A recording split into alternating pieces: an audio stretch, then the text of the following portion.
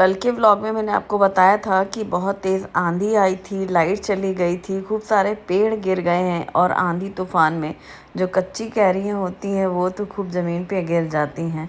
और इसी वजह से हम पार्क में नहीं गए थे क्योंकि बारिश भी हल्की सी हुई थी, मिट्टी गीली रहती है। तो कल हम गए थे अपनी कॉलोनी में ही वॉक करने।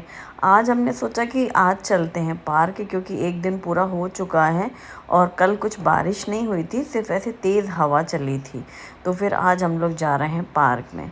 पार्क में जाते ही यहाँ वाला सीन हमेशा वही होता है। सुबह जो कुछ लेडीज़ हैं जो हमेशा रेगुलर वॉक के लिए जाती हैं और उनके हाथों में फूल ज़रूर होते हैं। आसपास के जो पेड़ होते हैं फूलों के, उनमें से अपना 4-6 फूल अपना घर के लिए लेते हुए चले जाते हैं।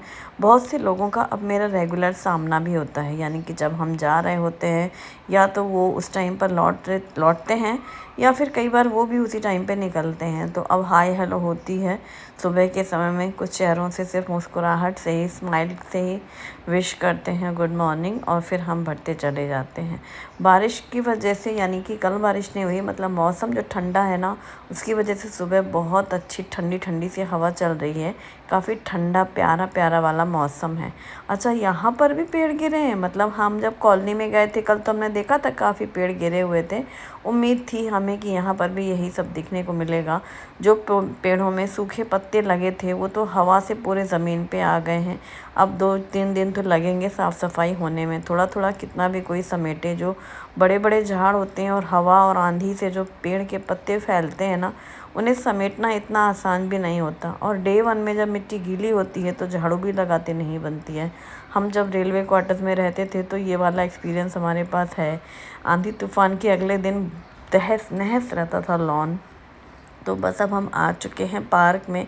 पार्क में अंदर ये जो लाल वाली मिट्टी सी बिछी हुई रहती है, रोज़ हम यहाँ वॉक करते हैं तो रोज़ ड्राई रहती थी। आज जब हम इसमें कदम बढ़ा रहे हैं तो मिट्टी हल्की सी नमी सी है, मतलब गीली नहीं है, लेकिन कहीं कहीं पर ऐसे अपने ही पैर दब रहे हैं, प्रेस हो रहे हैं, मतलब मिट्टी कहीं सॉफ्ट सी हुई है।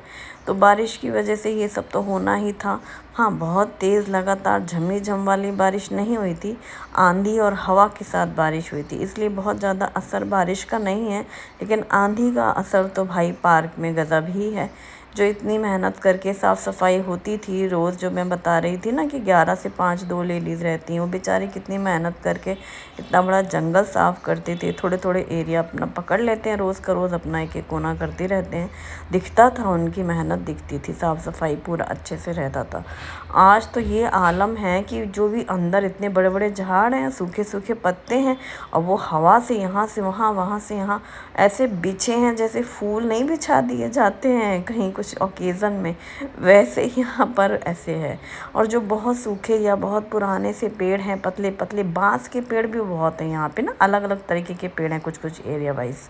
तो यहाँ पर इस तरफ जैसे बहुत सारे बांस के पेड़ लगे थे ना, पतले पतले होते हैं वो, खूब ऐसे लंबे लंबे से हल्के से। तो जो सूखे सूखे से थे वो बुरी तरीके से वो ऐसे हवा में से गिर पड़े हैं। तो वो सब भी अलग एक ढेर है। कुछ जगह ऐसा भी ढेर बना हुआ है जहाँ जगह जगह जो पेड़ गिरे हुए हैं तो उठा के समेट के किसी ने जैसे कि रख दिया है खाली जगह पर। और यहाँ से एक ऐसी रास्ता जैसी होती थी तो यहाँ पर भी काफ़ी पेड़ लगा दिए हैं।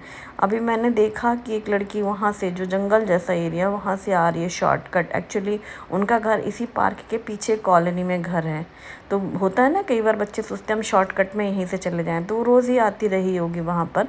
और वो लड़की मुझे डेली यहाँ मिलती है पार्क में। आज मैंने उसको वहाँ से आते हुए देखा एकदम घने एरिया से। तो मैंने कहा कि बेटा वहाँ सांप वगैरह हो सकते हैं, और वो भी बारिश के अगले दिन।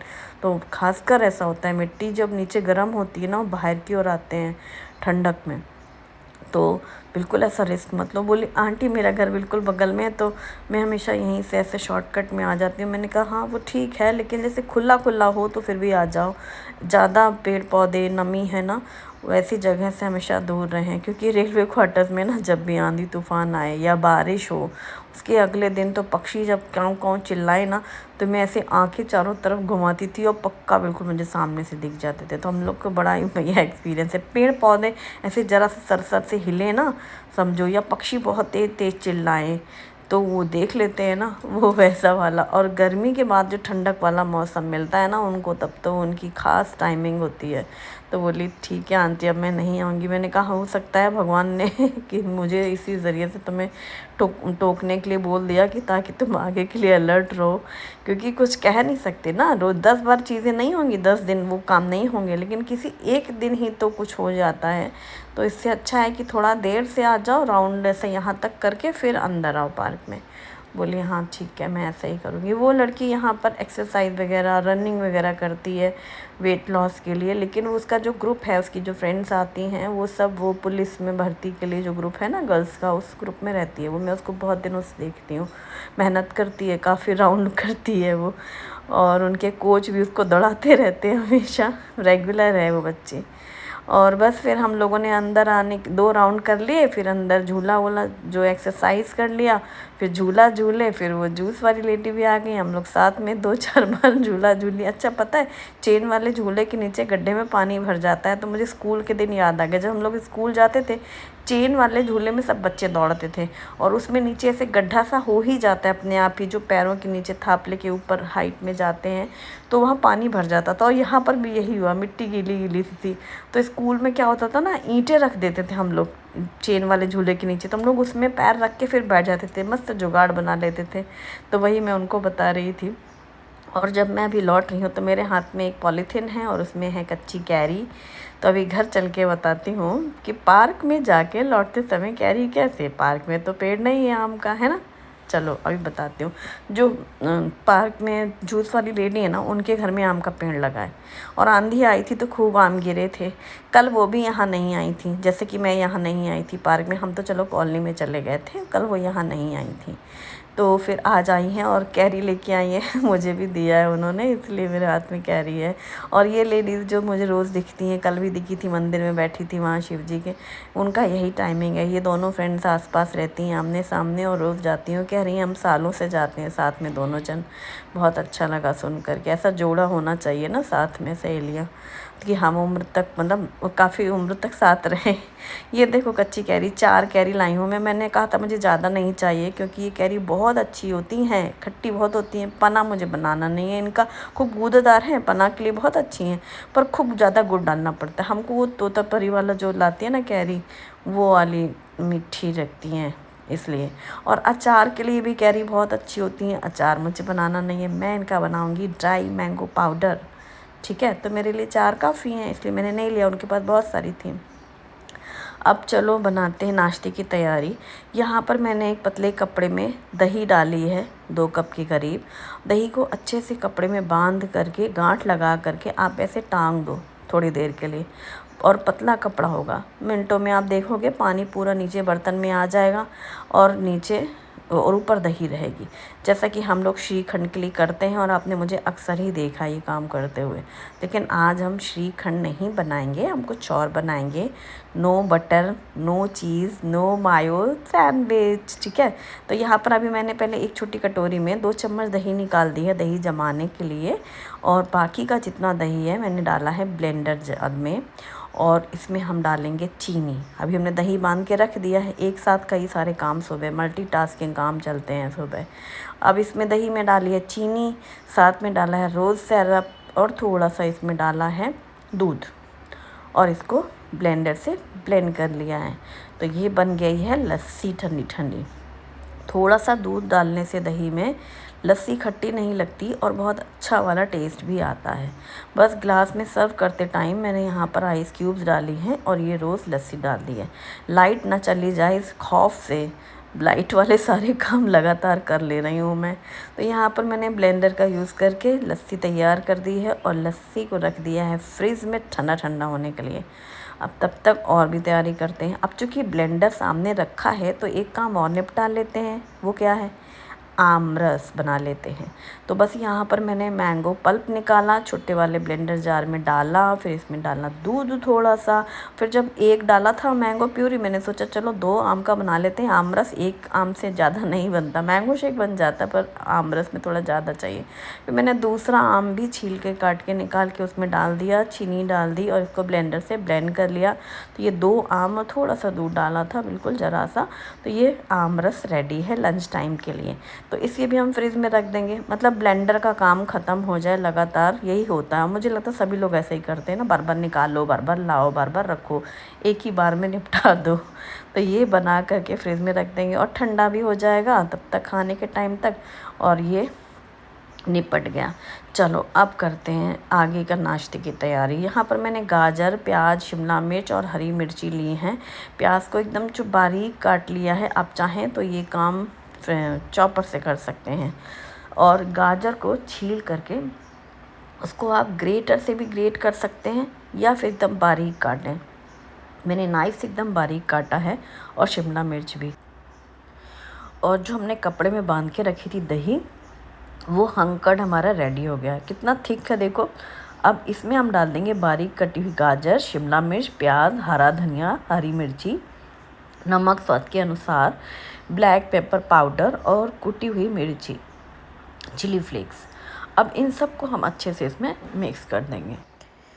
वैसे ही सेम सैंडविच ना आप एकदम थिक मलाई के साथ भी बना सकते हैं। कई बार हम लोग मलाई जो जमा करते हैं फ्रिज में, है ना, तो जब ताज़ी ताज़ी 2-3 दिन की हो और थोड़ी सी फ्रिज में रखने से वो ऐसे हार्ड सी हो जाती है, यानी थिक ड्राई ड्राई सी रहेगी। तो उस मलाई में भी आप ये सारी वेजिटेबल्स ऐसे फाइन चॉप करके डाल करके और मिक्स करके फिर आप इस तरीके से ब्रेड स्लाइस में अप्लाई कर सकते हैं। तो जितनी भी ये पूरा मिक्सचर था, मैंने ये 5 ब्रेड स्लाइस में इक्वल पार्टीशन सबको डिवाइड कर दिया है एक जैसा बांट दिया है, और फिर उसके ऊपर एक स्लाइस रख दी है, और ये सैंडविच रेडी हैं। तो यहाँ ग्रिल पैन में मैंने एक एक करके ये सैंडविच स्लाइस रखी हैं और घी लगा दिया और हल्का सा प्रेस करते हुए ग्रिल कर लिया है। टोस्ट तैयार हो गए हैं और ये हमारी सैंडविचेस रेडी हो गई हैं। आप चाहें तो इसको दही तड़का जैसा भी बना सकते हैं। इसी बैटर में आप तड़का लगा दो, राई करी पत्ता का मिक्स कर दो, तो वो दही तड़का सैंडविच बन जाती है। या फिर यदि आप प्लेन तवे पे बनाना चाहें, वो मेरी फेवरेट सैंडविच है, उसमें ना दही गीली गीली भी रहे तो अच्छी लगती है, इतनी ड्राई करने की ज़रूरत नहीं है। उसमें जब सारी चीज़ें मिक्स करके दही में फिर आप ऐसे ब्रेड के अंदर डालो और तड़के पैन में थोड़ी सी राई और करी पत्ता डालो, फिर ब्रेड रखो, उसमें स्लाइस के ऊपर आती है वो करी पत्ता और राई, वो भी खाने में बहुत ही अलग ही टेस्ट वाली लगती है दही तड़का सैंडविच। और ये तो इतनी गज़ब की है कि बिना चीज़, बिना मायो, घर पर आप एकदम रेस्टोरेंट स्टाइल, रेस्टोरेंट में ना ये वाली सैंडविचेस मिलती हैं और काफ़ी कॉस्टली होती हैं, और वो मतलब इसको स्प्रेड करके देते हैं तो कई बार बिना सेके भी देते हैं, बहुत अच्छी लगती है, लेकिन उसके लिए एकदम सॉफ्ट वाली ब्रेड चाहिए।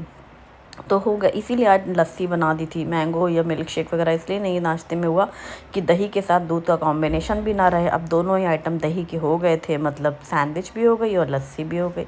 अब यहाँ पर मैं बना रही हूँ दाल, उड़द की दाल, कल ही मंगाई है साईं जीवन से, अभी मैंने पैकेट में रिफ़िल किया है।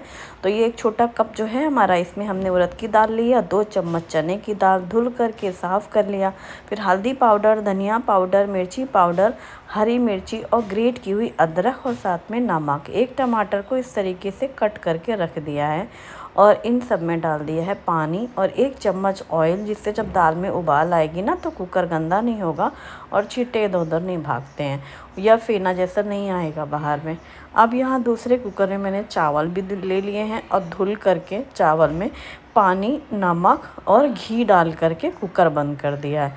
तो ये तैयारी हो रही है लंच के लिए। तो दाल आज बन रही है उड़द की, कल नहीं थी ना इसलिए कल मूंग की बनाई थी। फिर कल ही साईं जीवन से लिया हमने, चावल लिए हैं, मूंग की दाल, ये उड़द की दाल लिए हैं, चीनी ली है, तो वही सब अब भरेंगे एक एक करके। सामान तो आ जाता है रखने के टाइम पे, फिर एक एक जहाँ जो डब्बे खाली हैं उनमें भरते जाओ, बस वही है इलाज। और अब सब्जी बन रही है लंच में, भिंडी की धुल के रखी हुई थी, अभी सिर्फ मैंने कट किया है, तैयारी कर ली है। अब यहाँ पर पैन में सरसों का तेल गरम किया, 1 बड़ी चम्मच अजवाइन डाली है और एक बारीक कटी हुई प्याज डाल करके थोड़ी सी हरी मिर्ची भी डाली है। अब अच्छे से प्याज को फ्राई कर लेंगे, साथ में थोड़ी सी हल्दी डाली है और ये छोटी छोटी कटी हुई भिंडी डाल दी है। प्याज अभी साथ में और अच्छी फ्राई होती जाएगी जब भिंडी फ्राई होगी, क्योंकि वो पैन में पूरे टाइम प्याज नीचे की ओर रहती है और ऊपर ऊपर में भिंडी रह जाती हैं। कितना भी आप उन्हें प्रॉपर मिक्स करो, जो छोटी छोटी प्याज होती है ना वो ऐसे रहती नहीं नीचे में, तो वो फ्राई भी होती रहेगी। चलो अब चीनी भी रिफ़िल कर लेते हैं। एक बड़ा जार रखती हूँ मैं चीनी का, इस तरीके का ये है येरा का, और इसमें ये डाल दी चीनी, ग्लास जार है ये, और छोटे वाले जार में मैं भर के रखती हूँ, जो कि चाय की पत्ती के बगल में रहता है, जो हम डेली यूज़ करते हैं। जैसे हमारा घी का बड़ा बर्तन अलग रहता है, छोटा हम घी दाने यूज़ करते हैं, वैसे ही चीनी का एक छोटा डब्बा है और एक ये बड़ा डब्बा, तो वो रिफ़िल कर लिया। और अब चलो, ये ढक के रखी थी भिंडी, अच्छी सी सॉफ्ट हो गई है। ढक के जैसे ही पकाओ एकदम नरम ताज़ी भिंडी थी वो। परसों हम मार्केट गए थे तभी लेके आए थे। अभी नमक डाली है, मिर्ची पाउडर डाला है, धनिया पाउडर डाला है और ताज़ा कटा हुआ धनिया पत्ता, और अब इन सबको मिक्स करके खुला पकाएंगे। अब ढकने की ज़रूरत नहीं है क्योंकि वो सॉफ्ट हो चुकी है। बस अब खुला जितनी फ्राई कर सके उतनी ज़्यादा अच्छी लगती है। लास्ट में जो हम इसमें नमक और ये डालते हैं ना, तो उससे लेबलेबापन नहीं होता है, नॉन स्टिकी बनती है, इसलिए नमक लास्ट में डालना चाहिए। और सूखे मसाले तुरंत मिक्स होके भुन जाते हैं। मस्त ये एकदम फ्राई सी प्याज वाली भिंडी तैयार। दाल राइस के साथ तो भिंडी का गज़ब ही कॉम्बिनेशन है। आप इसे ब्रेकफास्ट में पराठे के साथ, चपाती के साथ भी बना सकते हैं, बच्चों के लंच बॉक्स में देना हो या फिर हस्बैंड के लंच बॉक्स में। अब ये मैंने कुकर खोला है, टमाटर का छिलका हटा दिया है, गर्म पानी डाल करके अच्छे से दाल को उबाल आने दिया है। फिर इसमें कटा हुआ धनिया पत्ता डाल दिया है। तड़के पैन में घी गरम किया, लहसुन बारीक कटा हुआ, जीरा, हींग, लाल सूखी मिर्ची, और ये तड़का रेडी है दाल के ऊपर डाल देने के लिए। तो ये तड़का भी डल गया है। ऊपर से तड़का डालो तो दाल में बहुत अच्छा स्वाद और खुशबू रहती है। कितना भी आप पहले से तड़का लगा के दाल डाल दो, ऊपर की खुशबू अलग ही रहती है, सोनापन रहता है। और इसमें जो हमने 2 चम्मच चने की दाल डाली है ना, उड़द की दाल में, इससे दाल का बहुत अच्छा टेस्ट आता है, क्योंकि जो चना दाल है ना वो घुट जाती है, इसमें सोंधापन हो जाता है। और उड़द की दाल भी अच्छी सी दाल मैश और बॉयल होनी चाहिए, मतलब अलग अलग सी ना रहे, तो बहुत अच्छा टेस्ट लगता है। अभी यहाँ मैंने कुकर खोला है, चावल भी रेडी हो चुके हैं। अब इसमें कटा हुआ धनिया पत्ता डाल दिया। ये चावल पूरी स्टीम निकलने के बाद ही कुकर खोला है मैंने। 1 सीटी आई थी, दूसरी आने को होती है ना कि स्यूं स्यूं स्यूं बज रहा होता है, बस बंद कर दिया गैस। पूरी स्टीम निकलने के बाद ही लेकिन मैं कुकर खोलती हूँ, तब तक बीच में और 2-4 काम निपटा दिए जाते हैं। और अब चलो बना लेते हैं फुलके। और लास्ट में मैं बनाऊंगी वो ड्राई मैंगो पाउडर, जो मैं बोल रही थी ना कैरी रखी है, वैसे ही उनके वो ये जो गोल वाली कैरी होती है ना, परफेक्ट होती हैं अचार के लिए। ये परफेक्ट होती हैं पन्ना के लिए, जूसी बहुत होता है, गाढ़ा गाढ़ा सा बहुत अच्छा पन्ना बनता है। आइस क्यूब बना के रख सकते हैं, या फिर इसकी ऐसे कली काट काट करके ना रख सकते हैं। जो लोग रेसिपी में ऐसे कुछ कुछ सब्जी में, कुछ कुछ दालों में डालते हैं ना, तो ऐसे फ्रीज़र में स्टोर कर लेते हैं, डीप फ्रीज़ कर लेते हैं कच्ची कैरी की कली कली काट करके। फिर जब बनाना हो, एक कली डाल दी उस चीज़ में से, कद्दू में डलता ही है, बहुत सी चीज़ें ऐसी हैं जिसमें डलती है कैरी।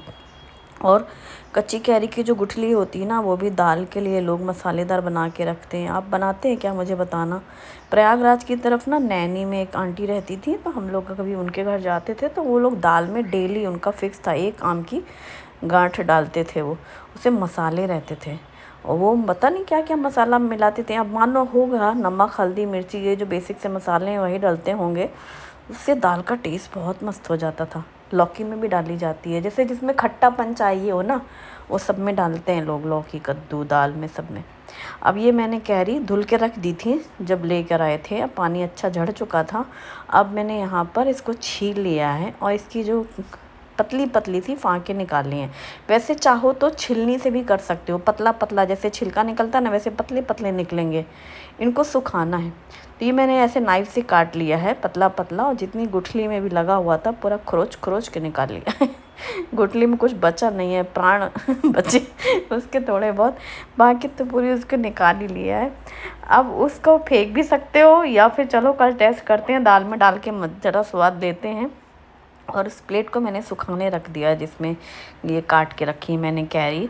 तो इसको धूप में रख सकते हैं या हॉल में कहीं रख सकते हैं, बस सुखा लेंगे, फिर आगे देखते हैं क्या होगा उसका, मैं बताऊंगी, दिखाऊंगी आपको।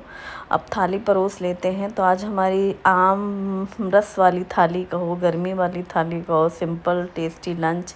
और शुभम की फेवरेट दाल है आज ये वाली उड़द की दाल शुभम को पसंद है, काली वाली दाल जिसको बोलता है वो। और भिंडी फ्राई तो उसका है ही पसंदीदा। और क्या है, चावल है, आमरस शुभम को बहुत पसंद है, तो आज ये शुभम की फेवरेट थाली कह सकते हैं। और ये है आम का खट्टा मीठा अचार, लौंजी, और थाली तैयार है। तो ये सुबह के समय में ना एक के बाद एक लगातार जो काम निपटा लिए जाते हैं, उससे काम टाइम से पूरा निपट जाता है। और उसके बाद होती है किचन क्लीनिंग। हालांकि साथ साथ करती रहती हूँ मैं, ये बात तो मैंने बताया ही है ना। मैं लास्ट मोमेंट तक सिर्फ ये रोटी के बर्तन धुलती हूँ। मैं बीच बीच में जो ब्रेक लेती हूँ ना काम के बीच, वो अपना बर्तन वर्तन धो के रखती जाती हूँ, क्योंकि वो फिर सूखते भी नहीं हैं और तब वो पूरा आराम से काम भी टाइम से होता जाता है और आलस भी नहीं आता है।